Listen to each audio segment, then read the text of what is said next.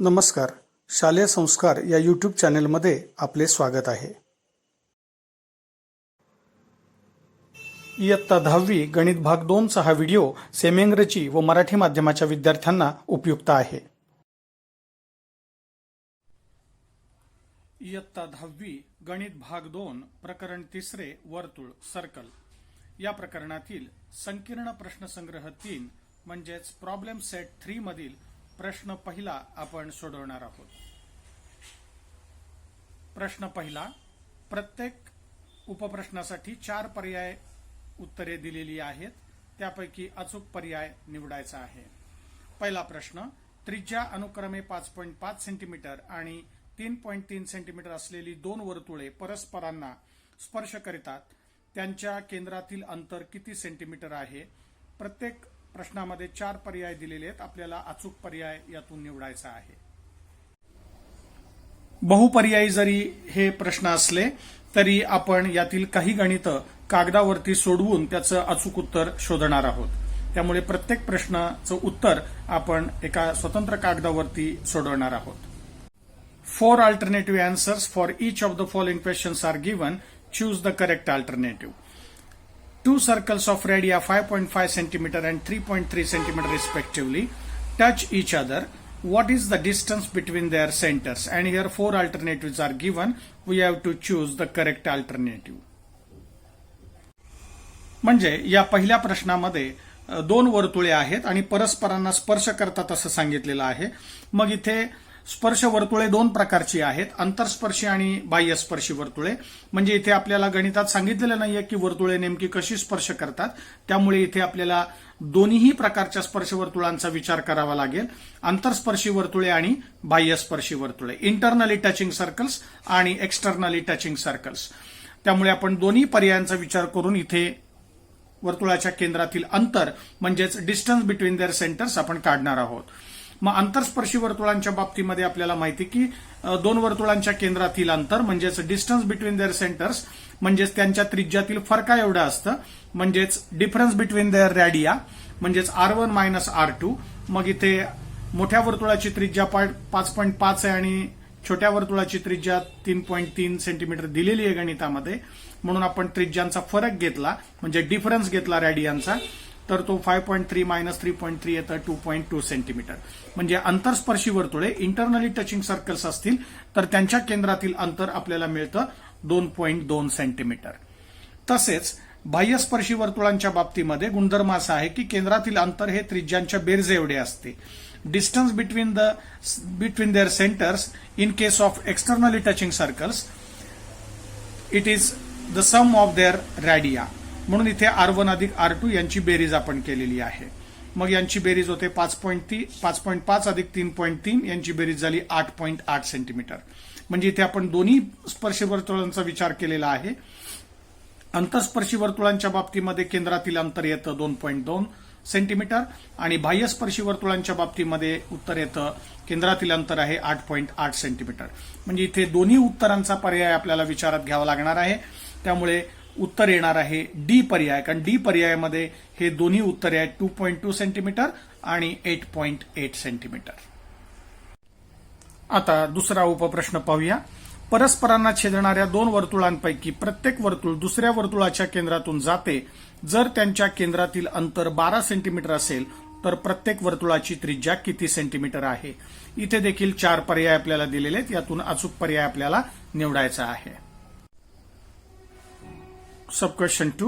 Two circles intersect each other such that each circle passes through the center of other.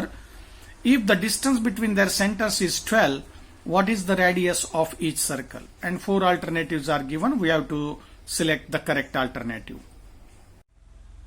गणितात आपल्याला असं सांगितलेलं आहे की परस्परांना छेदणाऱ्या दोन वर्तुळांपैकी प्रत्येक वर्तुळ हे दुसऱ्या वर्तुळाच्या केंद्रातून जाते. मग इथे दोन वर्तुळे आहेत. केंद्र ए असलेलं हे वर्तुळ आहे आणि केंद्र बी असलेलं हे दुसरं वर्तुळ आहे.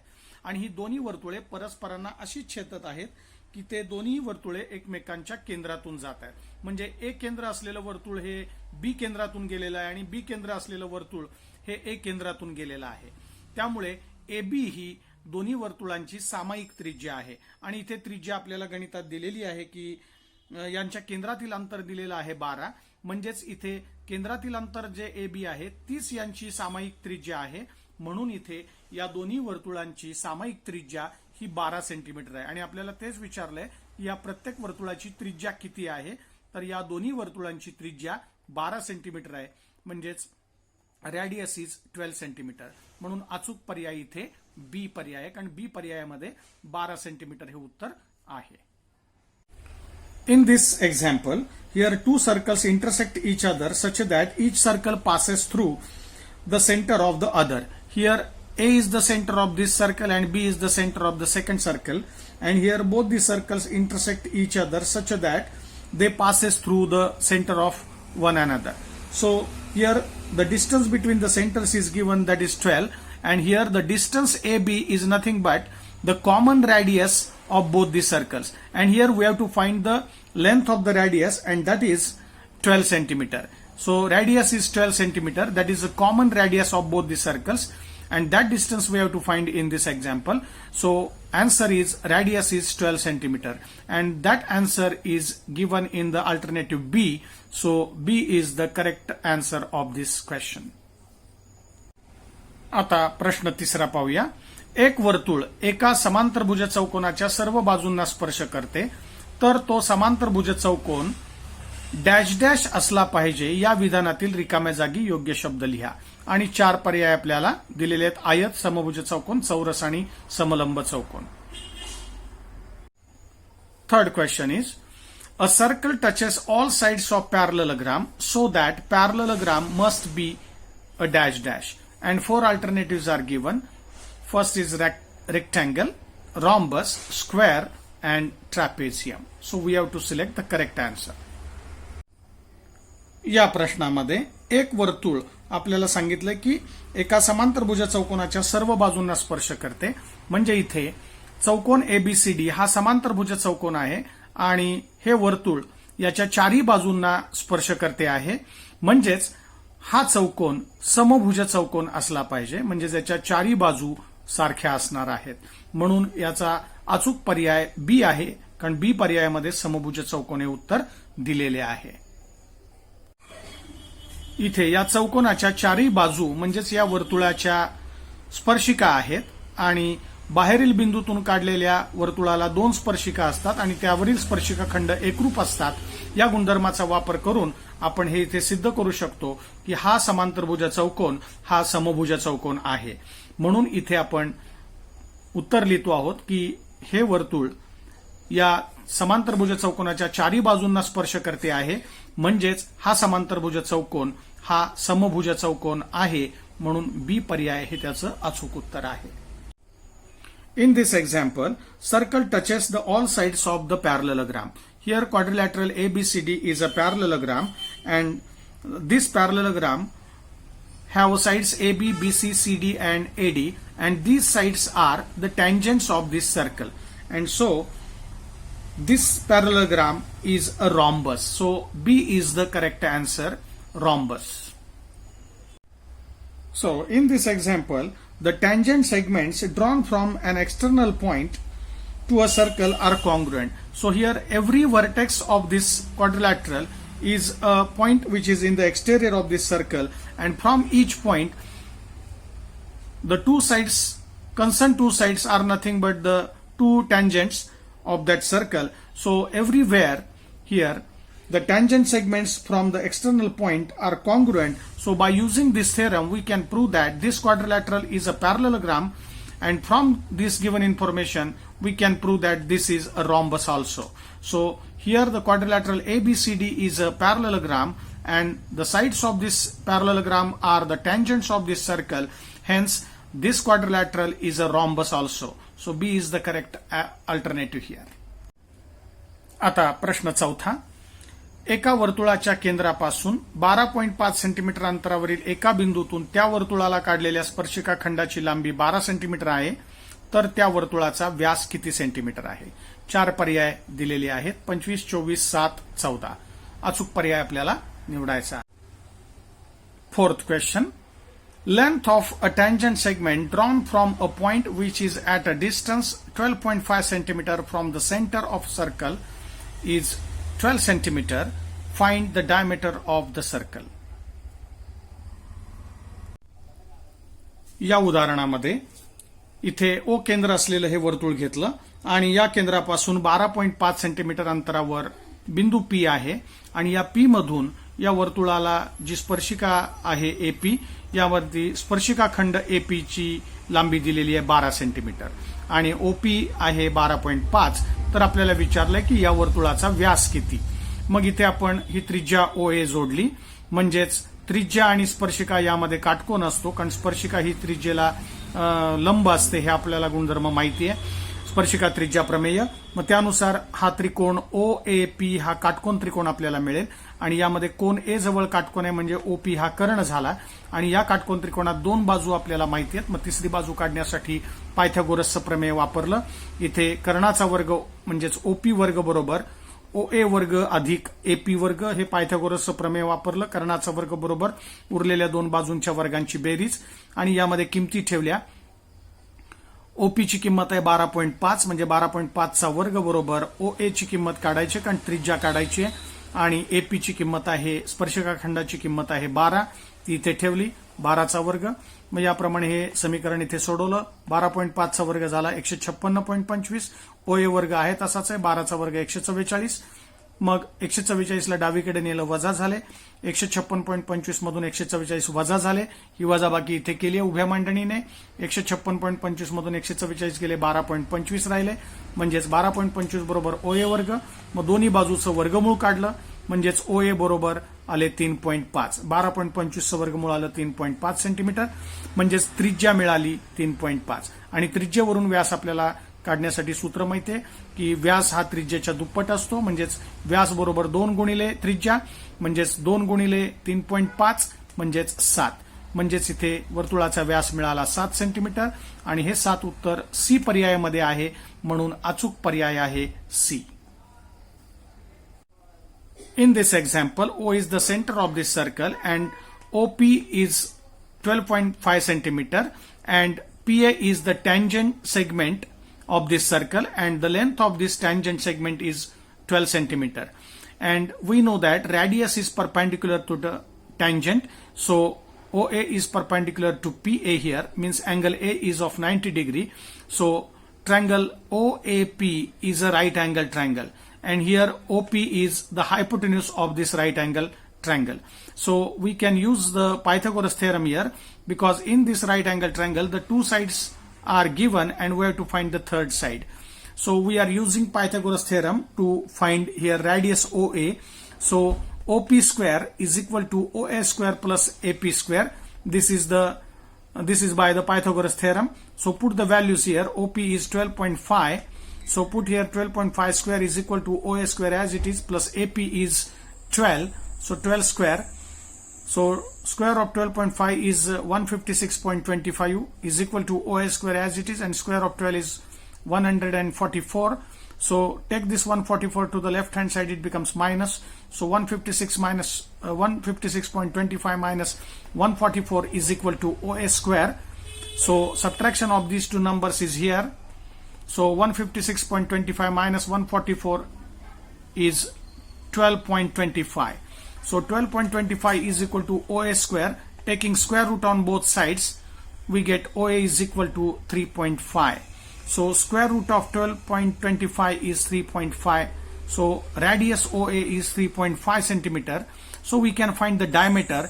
Diameter is 2 times the radius, means 2 into R. That is 2 into 3.5, that is 7. So diameter of this circle is 7 centimeter. So the correct answer is alternative C, 7 centimeter. प्रश्न 5वा. एकमेकांना बाहेरून स्पर्श करणाऱ्या दोन वर्तुळांना जास्तीत जास्त किती सामायिक स्पर्शिका काढता येतील? पर्याय दिलेले आहेत 1, 2, 3, 4. अचूक पर्याय आपल्याला निवडायचे. मी इथे आकृती काढून दाखवतोय की एकमेकांना बाहेरून स्पर्श करणाऱ्या वर्तुळांना जास्तीत जास्त किती सामायिक स्पर्शिका काढता येतील. Question number 5. If two circles are touching externally, how many common tangents of them can be drawn? And alternatives are 1, 2, 3, 4. So let us draw the figure, and with the help of figure we will decide how many common tangents to the given circles. इथे आपल्याला गणितात सांगितलेलं आहे की दोन वर्तुळे परस्परांना बाहेरून स्पर्श करतात, तर याला सामायिक किती स्पर्शिका काढता येतील. तर इथे मी 3 स्पर्शिका काढून दाखवलेल्या आहेत. ही रेषा एल ही पहिली स्पर्शिका आहे, रेषा एम ही दोन्ही वर्तुळांची दुसरी सामायिक स्पर्शिका आहे आणि रेषा एन ही वर्तुळाची तिसरी सामायिक स्पर्शिका आहे. अशा 3 सामायिक स्पर्शिका आपल्याला या बाह्यस्पर्शी दोन वर्तुळांना काढता येतील. Here the two circles are touching externally, so we have to decide how many tangents, common tangents to both the circles. So here I draw the figure, two circles externally touching here, and there are 3 tangents to these two circles. So line L is the first common tangent of both the circles. Similarly here line M is the second tangent and line N is the third common tangent. So there are 3 tangents for these two circles. So these 3 tangents are common tangents. So correct alternative is C. इथे सामायिक 3 स्पर्शिका या दोन्ही वर्तुळांना आहेत, म्हणून C पर्याय याचं अचूक उत्तर आहे. प्रश्न 6. ओ केंद्र असलेल्या वर्तुळाच्या कंस एसीबी मध्ये कोन एसीबी अंतर्लिखित केला आहे. जर माप कोन एसीबी बरोबर 65 अंश आहे तर माप कंस एसीबी बरोबर किती, आणि 4 पर्याय दिलेले आहेत. 65, 130, 295 अंश आणि 230 अंश. तर अचूक पर्याय आपण निवडूया, गणित सोडूया. Question number 6. Angle ACB is inscribed in arc ACB of a circle with centre O. If angle ACB is equal to 65 degree, find major arc ACB, and here 4 alternatives are given. We have to choose the correct alternative. या गणितामध्ये ओ केंद्र असलेलं हे वर्तुळ आहे. कोन ACB हा अंतर्लिखित कोन आहे आपल्याला सांगितलंय आणि त्याचं माप दिलेलं आहे 65 अंश. तर आपल्याला कंस एसीबीचं माप काढायचं आहे. मग आता इथे कोन एसीबी हा अंतर्लिखित कोन आहे, म्हणजेच अंतर्लिखित कोनाचं माप आपल्याला दिलेलं आहे 65 अंश. मग यावरून आपण त्याने अंतरखंडित केलेल्या कंसाचं माप काढू शकतो, म्हणजे या कंस एबीचं माप काढू शकतो अंतर्लिखित कोनाचं प्रमेय वापरून. म्हणजेच अंतर्लिखित कोनाचे माप हे त्याने अंतरखंडित केलेल्या कंसाच्या निम्म असतं. म्हणजेच हे अंतर्लिखित कोनाचं प्रमेय इथे मी वापरतोय. कोन एसीबी बरोबर 1/2 माप कंस एबी, म्हणजे या कंसाच्या हा बरोबर निम्मा आहे. म्हणजेच 1/2 ने जर या कंसाला गुणलं तर या कोनाचं माप आपल्याला मिळतं. हे अंतर्लिखित कोनाचं प्रमेय मी इथे वापरून हे आकृतीवरून इथे मी सूत्र लिहिलं. मग यामध्ये मी किंमत ठेवतोय. कोन एसीबीची किंमत दिलेली आहे 65, ती त्याच्या जागी ठेवली. म्हणजेच 65 अंश बरोबर 1/2 गुणिले माप कंस एबी. मग इथे 2 ला तिकडे नेलं, डावीकडे गुणाकारात आले, छेदात होते ते गुणाकारात आले. 65 गुणिले 2 बरोबर माप कंस एबी, म्हणजेच 65 दुने 130, म्हणजेच माप कंस एबी बरोबर 130. म्हणजे या कंसाचं माप मिळालं आपल्याला 130 आहे. आणि आता आपल्याला कंस एसीबीचं माप काढायचं आहे. मग हा कंस एबी हा लघु कंस आहे आणि हा कंस एसीबी हा त्याचा संगत विशाल कंस आहे. आणि या दोन कंसांची मिळून बेरीज केली तर संपूर्ण वर्तुळ तयार होतं. म्हणजे संपूर्ण वर्तुळाचं माप 360 अंश असतं. मग त्याचाच उपयोग मी इथे करतोय. माप कंस एबी अधिक माप कंस एसीबी बरोबर 360 अंश. इथे या दोन कंसांची बेरीज म्हणजे संपूर्ण वर्तुळ तयार होतं. आणि इथे माप कंस एसीबीचं माप काढायचंय. मग ते आहे तसंच ठेवलं. माप कंस एबी आत्ताच आपण काढलंय 130 आहे. मग त्याची किंमत इथे त्याच्या जागी ठेवली बरोबर 360. आणि 130 ला उजवीकडे नेलं ते वजा झाले 360 मधून. म्हणजेच माप कंस एसीबी बरोबर 360 वजा 130, म्हणजेच माप कंस एसीबी बरोबर 230 अंश. आणि हेच आपल्याला गणितात उत्तर शोधायचं होतं. कंस एसीबीचं माप आलेलं आहे 230, म्हणजे अचूक पर्याय डी आहे. कारण डी पर्यायामध्ये 230 अंश हे उत्तर आहे. In this example, O is the center of this circle. Angle ACB is inscribed angle.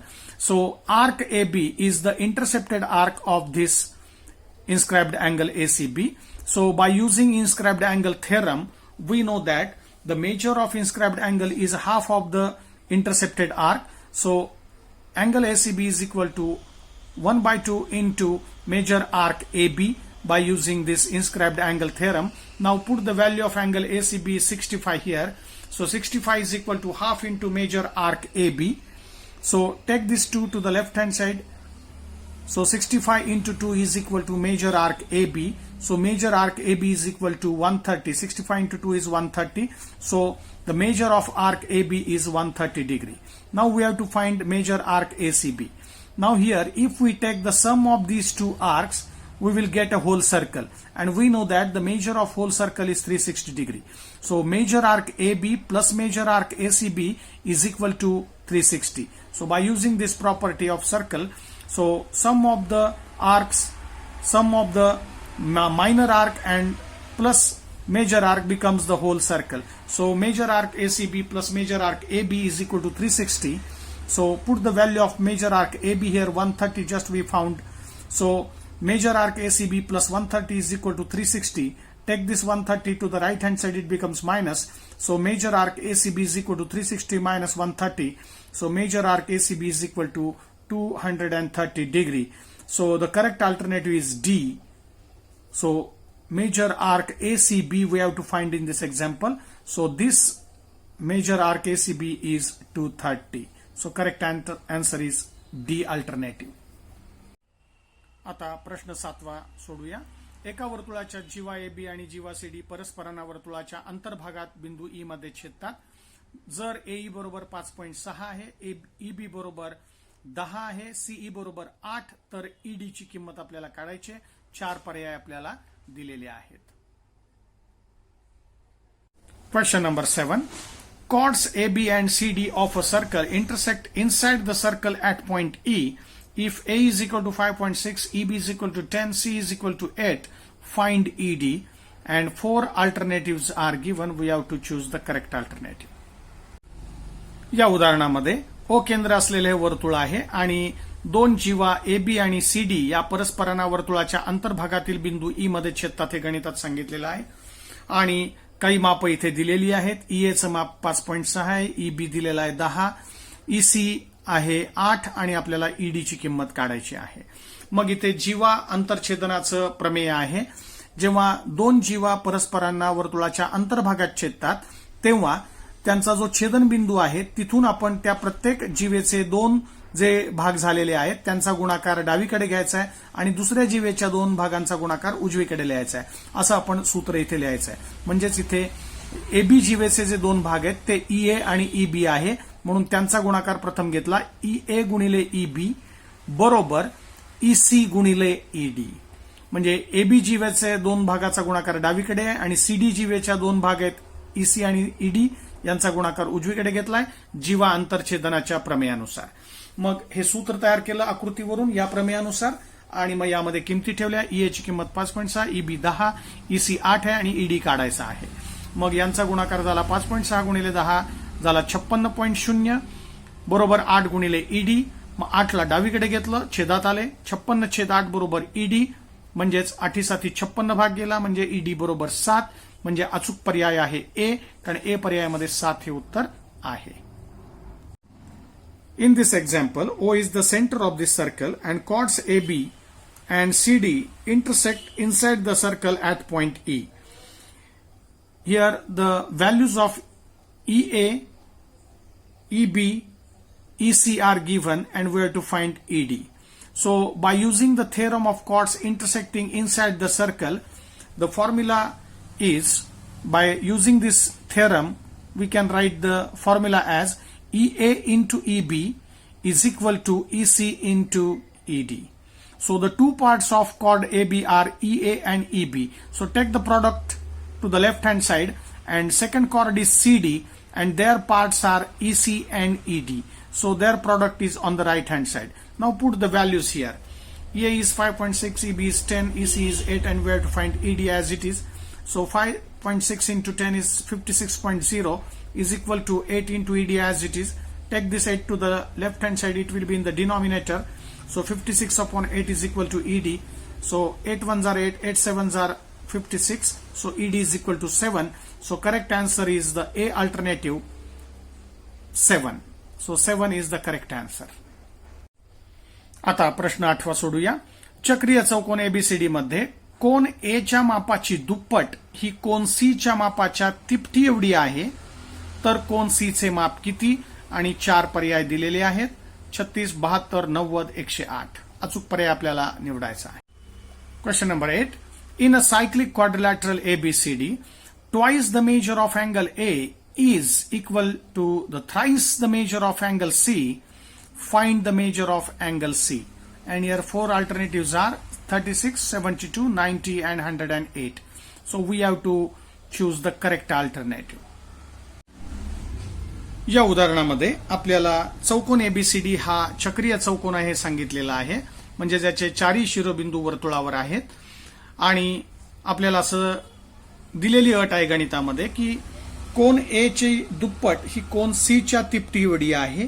म्हणून इथे मी कोन ए चं माप जर एक्स मानलं तर यावरून आपल्याला चक्रीय चौकोनाचं प्रमेयावरून आपण म्हणू शकतो की याचं माप 180 वजा एक्स असणार आहे. कारण चक्रीय चौकोनाचे सम्मुख कोन पूरक असतात, त्यांची बेरीज 180 अंश असते, असं चक्रीय चौकोनाचं प्रमेय आपण यापूर्वी सिद्ध केलेलं आहे. म्हणजेच चक्रीय चौकोनाच्या प्रमेयाचा जर उपयोग केला तर याचं कोन ए चं माप जर एक्स असेल तर त्याचा जो सम्मुख कोन आहे सी याचं माप होईल 180 वजा एक्स. मग आपण गणितात दिलेली जी अट आहे त्याचा उपयोग करून समीकरण तयार करूया आणि सोडवूया. म्हणजेच इथे गणितामध्ये मी असं लिहिलंय चौकोन एबीसीडी हा चक्रीय चौकोन हे दिलेलंच आहे गणितामध्ये. म्हणजेच कोन ए आणि सी यांची बेरीज 180 आहे, कारण हे सम्मुख कोन आहेत, सम्मुख कोन पूरक असतात, हे चक्रीय चौकोनाचं प्रमेय आहे. त्यावरून आपण या दोघांची बेरीज 180 लिहिली. म्हणजे जर मी कोन ए चं माप एक्स घेतलं तर सी चं माप होईल 180 वजा एक्स. याप्रमाणे मी इथे आकृतीत ही दोन मापं घेतलेली आहेत. मग आता गणितात दिलेली अट वापरतोय. कोन ए ची दुप्पट ही कोन सी च्या तिपटी एवढी आहे. म्हणजेच कोन ए ची दुप्पट ए चं माप आहे एक्स, म्हणजे त्याला 2 ने गुणलं दुप्पट करण्यासाठी 2x. आणि सी ची तिप्पट, मग सी चं माप आहे 180 वजा एक्स, त्याची तिप्पट म्हणजे त्याला 3 ने गुणलं. तर हे समीकरण आपल्याला मिळालं 2x बरोबर 3 गुणिले 180 वजा एक्स. आणि हे समीकरण आपण सोडूया आणि एक्स ची किंमत काढूया. मग यामध्ये एक्स ची किंमत काढण्यासाठी पुढे सोडवलं. 2x बरोबर 3 ने आत इथे प्रत्येकाला गुणलं. 3 गुणिले 180 झाले 540 आणि 3 गुणिले एक्स झाले वजा 3x. आणि 3x वजा आहेत इकडे घेतल्यावर अधिक झाले. म्हणजेच 2x अधिक 3x बरोबर हे 540 उजवीकडे तसेच आहेत. म्हणजे 5x बरोबर 540. म्हणजेच x बरोबर हे 5 इकडे आल्यावर छेदात आले. म्हणजेच 540 भागिले 5 म्हणजेच आले 108. म्हणजे x ची किंमत मिळाली 108. मग ती किंमत मी इथे कोन सी च्या जागी ठेवतोय, कारण आपल्याला कोन सी चं माप या गणितात काढायचं आहे. मग कोन सी बरोबर 180 वजा एक्स आहे आणि x ची किंमत आलेली 108. म्हणून इथे सी बरोबर लिहिलंय 180 वजा एक्स, म्हणजेच 180 वजा 108 बरोबर 72. आणि ए चं माप एक्स आहे, म्हणजेच ए चं माप 108 आहे. म्हणजे इथे कोन ए चं माप 108 अंश आहे आणि कोन सी चं माप आपण काढलंय 72 अंश. मग इथे आपल्याला कोन सी चं माप विचारलंय या गणितात, म्हणजे अचूक पर्याय 72 आहे. म्हणजेच बी हा पर्याय बरोबर आहे, कारण बी पर्यायामध्ये 72 उत्तर इथे दिलेलं आहे. In this example, quadrilateral ABCD is a cyclic. This is given. Means all the vertices of this quadrilateral are on the same circle. So quadrilateral ABCD is a cyclic. This is given. And we know that the theorem of cyclic quadrilateral is the opposite angles of cyclic quadrilateral are supplementary. Means their sum is 180. Means here angle A plus angle C is equal to 180. So by using this theorem of cyclic quadrilateral. Here if we consider the major angle A is x, then the major angle C will be 180 minus x. Here angle A is x, means angle C will be 180 minus x, because opposite angles are supplementary, means their sum is 180. And here the one condition is given in the example is that twice the angle A is equal to thrice the angle C. So here we have the values of angle A and C. Angle A is x and angle C is 180 minus x. So we will use this condition to form a equation. So twice the angle A means 2 times x. The value of angle A is x. So 2 times the angle A is equal to thrice the angle C. Means angle C is 180 minus x. So 3 into 180 minus x. So this is the equation we get here. Now we have to solve this equation. So let us solve this equation now. 2x is equal to 3 in bracket 180 minus x. So multiplied by 3 inside the each term in the bracket. So 3 into 180 is 540 minus as it is, and 3 into x is 3x. Now take this 3x to the left hand side, it becomes plus. So 2x plus 3x is equal to 540. So 5x is equal to 540. Now we have to find the value of x here. So take this 5 to the right hand side, it will be in the denominator. So 540 upon 5 is equal to 108. So the value of x is 108. Now we have to find the value angle C here. So x is 108 means angle A is equal to x is equal to 108, means this angle is 108, and angle C is 180 minus x. So put the value of x here. So 180 minus x means 180 minus 108 here. So angle C is 72. So angle A is 108 and angle C is 72. And in this example, we have to find the major angle C. So major angle C is 72 degree. So the correct alternative is B, 72 degree. नववा प्रश्न सोडूया. एकाच वर्तुळावर बिंदू A B C असे आहेत की माप कंस ए बी बरोबर माप कंस बी सी बरोबर 120 अंश आहे. म्हणजे दोन्ही कंस समान मापाचे दिलेले आहेत 120 अंश, आणि दोन्ही कंसात बी शिवाय एकही सामायिक बिंदू नाही आहे. तर आपल्याला विचारलंय त्रिकोण एबीसी हा कोणत्या प्रकारचा आहे. पर्याय दिलेले आहेत समभुज त्रिकोण, विषमभुज त्रिकोण, काटकोन त्रिकोण आणि समद्विभुज त्रिकोण. अचूक पर्याय यातला आपल्याला निवडायचा आहे. Question number 9. Points A, B, C are on a circle such that major arc AB is equal to major arc BC is equal to 120 degree. Means both the arcs are congruent here because both the arcs have a same major and both the arcs are in the same circle, so they are congruent. No point except point B is common to the arcs. Which is the type of triangle ABC? And here 4 alternatives are given: equilateral triangle, scalene triangle, right angle triangle and isosceles triangle. So we have to choose the correct answer. या प्रश्नामध्ये ओ केंद्र असलेले हे वर्तुळ आहे आणि या वर्तुळामध्ये आपल्याला कंस एबीचं माप दिलेलं आहे 120 अंश, कंस बीसीचं माप दिलेलं आहे 120 अंश. म्हणजे हे दोन्ही कंस समान मापाचे आहेत, म्हणजेच हे एकरूप आहेत. कारण एकाच वर्तुळामध्ये समान मापाचे जे कंस असतात ते एकरूप कंस असतात. म्हणजेच इथे कंस एबी आणि कंस बीसी हे एकरूप आहेत. तर आपल्याला विचारलेलं आहे की हा त्रिकोण एबीसी कोणत्या प्रकारचा त्रिकोण आहे. मग त्यासाठी आपण प्रथम कंस एसी ची किंमत काढूया. मग इथे कंसाच्या बेरजेचा गुणधर्म मी वापरतोय. कंस एबी, कंस बीसी आणि कंस एसी या तिघांची मिळून जर मी बेरीज केली तर संपूर्ण वर्तुळ तयार होतं आणि वर्तुळाचं माप 360 अंश असतं. मग या गुणधर्माचा वापर इथे मी करतोय. म्हणजेच माप कंस एबी अधिक माप कंस बीसी अधिक माप कंस एसी या तिन्ही कंसांची बेरीज म्हणजेच 360 झाली, कारण वर्तुळ तयार झालं. मग यामध्ये किंमत ठेवली. एबीची किंमत कंस एबीसी माप 120 आहे, माप कंस बीसी सुद्धा 120 आहे, माप कंस एसी काढायचं आहे बरोबर 360. 120 आणि 120 ची बेरीज झाली 240. ती तिकडे नेली उजवीकडे, वजा झाले. म्हणजे 360 उजवीकडे आहे तसंच आहेत. माप कंस एसी ची किंमत काढायची आहे. म्हणजे माप कंस एसी बरोबर आपल्याला मिळाले 360 वजा 240 म्हणजेच 120. म्हणजे इथे हा कंस एसी आहे त्याचीही किंमत आपल्याला मिळाली 120 अंश. म्हणजे या वर्तुळामध्ये 3 जे कंस आहेत इथे कंस एबी, कंस बीसी आणि कंस एसी या तिघांची किंमत प्रत्येकी 120 अंश आहे. म्हणजेच आपल्याला हा गुणधर्म माहिती आहे की एकाच वर्तुळामध्ये एकरूप कंस असतील तर त्यांच्या संगत जीवा देखील एकरूप असतात. म्हणजेच इथे एबी जीवा, बीसी जीवा आणि एसी जीवा या तीनही जीवा एकरूप आहेत, कारण त्यांच्याशी संगत असलेले हे तीनही कंसांची मापे 120 आलेली आहेत. म्हणजे कंस एकरूप आहेत एकाच वर्तुळातील, म्हणजेच त्यांच्या संगत जीवा देखील एकरूप असतात. या प्रमेयाचा उपयोग करून आपण इथे असं म्हणू शकतो की एबी बरोबर बीसी बरोबर एसी, म्हणजेच या तीनही जीवा एकरूप आहेत कारण कंस एकरूप आहेत, त्यांचे संगत कंस एकरूप आहेत. म्हणजेच या त्रिकोणाच्या तिन्ही बाजू समान झाल्या, एबी बरोबर बीसी बरोबर एसी, आणि ज्या त्रिकोणाच्या तिन्ही बाजू एकरूप असतात तो त्रिकोण समभुज त्रिकोण असतो. म्हणजेच त्रिकोण एबीसी हा समभुज त्रिकोण आहे. म्हणजेच अचूक पर्याय आहे ए पर्याय, कारण ए पर्यायामध्ये समभुज त्रिकोण हे उत्तर आहे. Now in this example, O is the center of this circle and here arc AB and arc BC are congruent arcs because both the arcs are in the same circle and both have an equal measure 120 each. So major arc AB is also 120 degree and major arc BC is also 120 degree. And here we have to identify the type of this triangle ABC.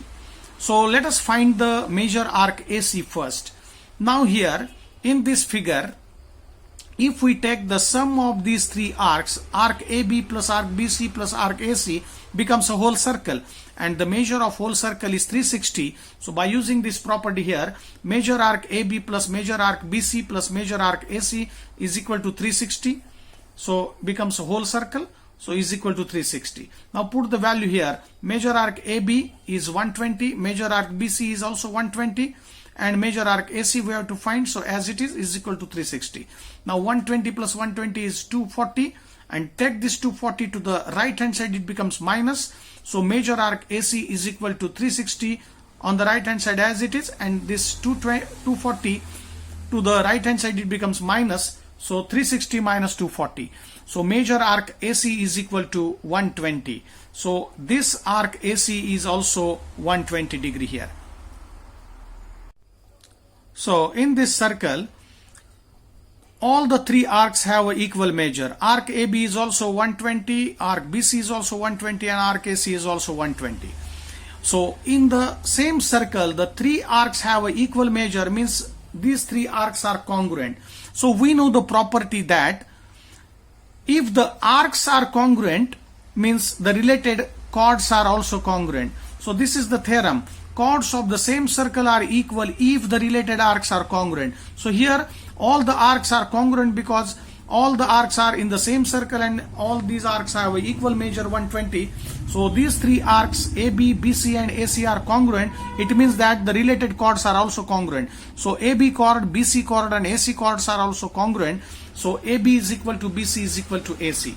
So in this triangle here, AB is equal to BC is equal to AC, means all these three sides of triangle are congruent, means this is an equilateral triangle. So the triangle in which all sides are congruent, it is called as equilateral triangle. So correct alternative is A. So in the A alternative, answer is equilateral triangle. So A is the correct answer. आता प्रश्न पहिल्यातील शेवटचा 10वा प्रश्न सोडूया.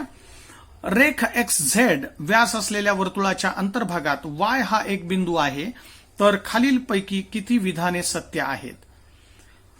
विधाने अशी दिलेली आहेत. कोन XYZ हा लघुकोन असणे शक्य नाही, कोन XYZ हा काटकोन असणे शक्य नाही, कोन XYZ हा विशाल कोन आहे आणि कोन XYZ च्या मापासंबंधी निश्चित विधान करता येणार नाही. आणि आपल्याला 4 पर्याय दिलेले आहेत. फक्त 1, फक्त 2, फक्त 3 आणि सर्व. म्हणजे यातलं कोणता पर्याय बरोबर आहे हे आपल्याला लिहायचं, कोणतं विधान सत्य आहे हे ओळखायचं आहे. 4 विधानं दिलेली आहेत, त्यातून हा अचूक पर्याय आपल्याला निवडायचा आहे. Now the last sub question, question number 10. Segment XZ is a diameter of circle. Point Y lies in its interior. How many of the following statements are true? The statements given are: first one is, it is not possible that angle XYZ is an acute angle. Angle XYZ can't be a right angle. Third one is, angle XYZ is an obtuse angle. And last statement is, can't make a definite statement for a measure of angle XYZ. And here 4 alternatives are given.